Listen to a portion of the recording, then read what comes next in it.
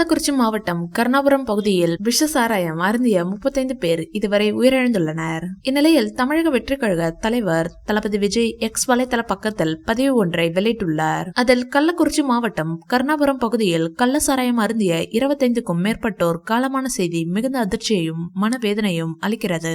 உயிரிழந்தவர்களின் குடும்பத்தினருக்கு எனது ஆழ்ந்த அனுதாபங்களை தெரிவித்துக் கொள்வதோடு உடல் நலம் பாதிக்கப்பட்டு சிகிச்சை பெற்று வருபவர்கள் விரைவில் முழு உடல் நலம் பெற இறைவனை பிரார்த்திக்கின்றேன்.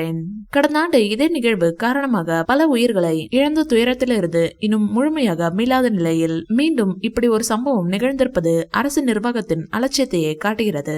இது போன்ற சம்பவங்கள் நிகழாத வண்ணம் இனிமேலாவது தமிழக அரசு கடுமையான முன்னெச்சரிக்கை நடவடிக்கைகளை மேற்கொண்டு தடுக்க வேண்டும் என்று வலியுறுத்தி கேட்டுக்கொள்கிறேன் என்று பதிவிட்டுள்ளார் தளபதி.